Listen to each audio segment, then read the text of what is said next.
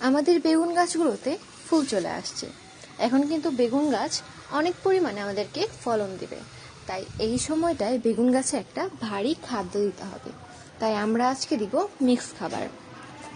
বেগুন গাছের সব আগাছা আগের থেকেই পরিষ্কার করে নিয়েছি, তারপরে মিক্স খাবারটা দিয়ে দিচ্ছি উপর দিয়ে।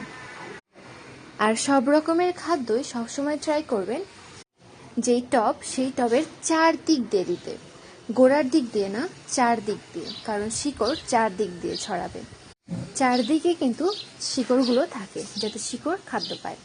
তারপর আমরা দিয়েছি এখানে 1 বাটি গোবর সার, এখানে প্রায় 100 গ্রামের মতো রয়েছে।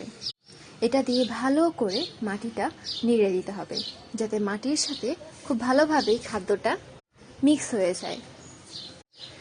এখন যেই গাছগুলোই ফলন দেওয়ার সময় সেই গাছগুলোতে কিন্তু ভালো মতো খাদ্য দিতে হবে, কারোরই কিন্তু পুষ্টির ঘাটতি রাখা যাবে না। তাই এখন আমরা বেগুন গাছে খাদ্য দিলাম, এর পরবর্তীতে আরও অনেক গাছই খাদ্য দিব। তারপরে আমরা অল্প পরিমাণে পানি দিচ্ছি, আর এই কাজটা আমরা করেছিলাম সন্ধ্যায়।